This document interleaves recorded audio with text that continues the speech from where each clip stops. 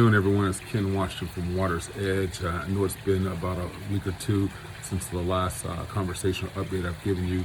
I believe the last update occurred around the same time I attended the biz.com at Atascocita High School, where I met with some local community leaders, basically the Chamber of Commerce for Lake Woodlands area on future development growth and their focus moving forward, but also want to update them and explain to them what the View at Lake Houston was all about and our position as far as trying to help stay engaged with the community, as well as supporting Humble ISD in purchasing that 90-acre tract of land next to Lakeshore subdivision, as well as why the housing project that they're planning on building over there, or at least the Harris County Housing Authority is planning on building, is not beneficial to the residents here in the area.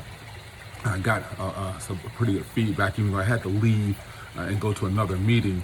A couple of people reached out to me after the meeting about some things they believe that may be able to help some people we should probably reach out to. And I've taken that information and been reaching out, communicating back and forth. That's kind of been why there's a gap on the updates here lately.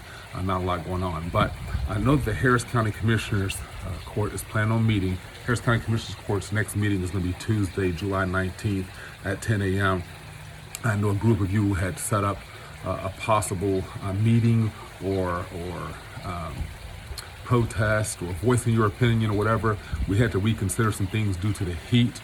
I don't think it's going to be feasible, especially considering some of the other factors that are going on right now outdoors in Houston. If you don't know, it's hot. You know, the average temperature here is about 100 degrees. But at the Harris County Commissioners Court, we are planning for some of the residents to come out and support and voice their opinion.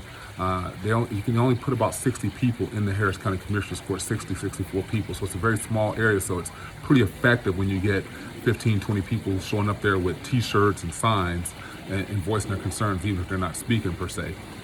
So we're going to try to make sure we put that information out, make sure that we have refocused our efforts so the residents come out there. I'm planning on being down there as long as nothing changes in my schedule. I know a lot of things have been going on here lately, but some things I did want to touch on. I have been speaking with Commissioner Ramsey's office and Ms. Lamel and a couple of other people on any updates or anything they're hearing different than what I'm hearing as far as how the Harris County Housing Authority is moving forward with this property. I know I asked a question previously about funding for the first phase or construction of the 24 acres. I know it's supposed to expire, if I remember correctly, on December 23rd, 2023, unless GLO grants are extended. But I was wondering or asked or trying to get some insight into whether the Harris County Housing Authority had planned to bypass the GLO and try to fund the project themselves. And there's nothing that says that they can't, but right now there's nothing that anyone can locate on where they have initiated that process. It's pretty expensive to fund that project. That's why you go through GLO. That's also why, quote unquote, you try to take other avenues of gaining financial backing, like getting the federal dollars, those Harvey dollars, to finance those projects. And it's kind of expensive. So nothing so far has been heard about that. That doesn't mean we need to keep an eye out, because there's a lot of movement behind closed doors that we keep an eye on. There was also a drainage impact analysis that was due to be completed. I don't believe it's been completed yet. And I was trying to get clarity on who was responsible. If I remember correctly, the Harris County Community Development, they're responsible for the first phase of that analysis, along with the Harris County Engineering Office, to finalize that drainage impact analysis for those 24 acres or 115 homes. And then the Harris County Flood Control District, they need to review it and approve that. So we probably need to reach out to the Harris County Flood Control and let them know that our concerns in regards to the drainage and who's ultimately responsible for paying for that. Yes, taxpayers' dollars support this, that we're not in support of the Housing Authority and their project. Also, design for the water system. I know that there has to be a form of, and the name of the actual title has to be completed as far as the water drainage system that's going to support this development or this area. And is Harris County Housing Authority, they're going to take over this, because they not only have to have a water well plan identified, but how the water is going to support the area. Precinct 3 And Commissioner Ramsey, from the last conversation I had, as well as the things I was hearing at the Commissioner's Court, he has no plans on supporting this because he just doesn't agree with the project and how our taxpayer dollars are being used in regards to this development. I know that Precinct 1, with some backing from Commissioner Ellis, was trying to push this portion of the project through. So at time, the funding aspect hasn't passed in regards to how it's going to be funded beyond the initiation of the project. So that's obviously some good news that I was asking questions on to try to confirm. And the purchase of, I think you call them wastewater or purchase of 244 equivalent single family credits. And those credits, I believe, has a lot to do with the MUD 499 and MUD 400.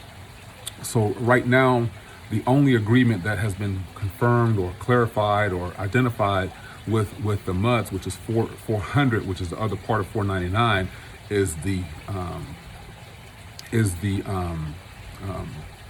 water that is actually wastewater, not the water that supports the community, which is another factor in it being developed, or any project being developed over there. That there is a tremendous impact in regards to the residents that will be responsible for paying for that, and that hasn't been identified, obviously, because there's no formal agreement established with 499 and 400 in regards to how that water is going to be provided.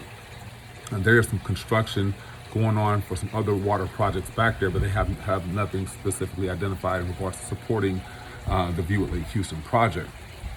And also ask some questions in regards to the Eagle's Nest, and still the Houston Zoo has not responded back, and I don't think I'm actually getting in touch with the right people, but I'm still pushing that portion of conversation, try to make sure we can see if they have some other answers in regards to how to locate those Eagle's Nests. I know a lot of residents have been out there checking the area, and they just haven't found the Eagle's Nest. That's what it boils down to. The Eagle's Nest has more to do with federal guidelines in regards to making sure there's no harm, damage, or injury to their habitat or the local breeding area, because they're protected by federal law, and you can't bypass that. It's pretty significant. I noticed that there has, quote unquote, been some extensive research by the county, but that extensive research in regards to how in-depth they conducted any type of research on the Eagle's Nest, I don't know. I think the residents are actually doing a more detailed job there on looking and checking the area. And as far as the legal aspects, we still are having some complications in regards to the residents and understanding how to support that. Now, there is a fundraiser page for raising funds, but the problem with it is identifying how those funds are going to be allocated to an attorney that's representing the residents. Because if you can't allocate how those funds are going to be used, and basically a contract with the attorney on how he's going to represent the community and what he's going to do for them, and then also in turn, any funds that aren't used, inevitably, what are we going to do with those funds? Are we going to return them to the community? Are we going to, donate them to the school? What are we going to do? So those are some all stipulations that have to be clarified. It doesn't mean that we've stopped. We just haven't done anything with the funds, and no one's reached out to me about how we're going to move that any further. And the attorney we were speaking to, we haven't heard back from, because we haven't engaged him with as far as getting a contract established. Signs.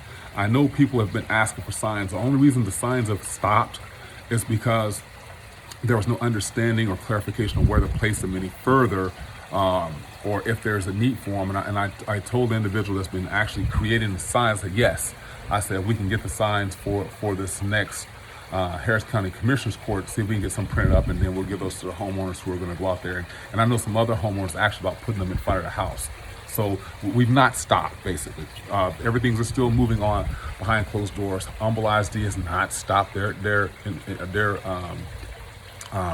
research to see what else they can do as far as purchasing this property that they need, because that 90-acre tract of land is pretty much some pretty significant property here in the general area that will support these neighborhoods, about 12 to 14 neighborhoods up and down West Lake Houston.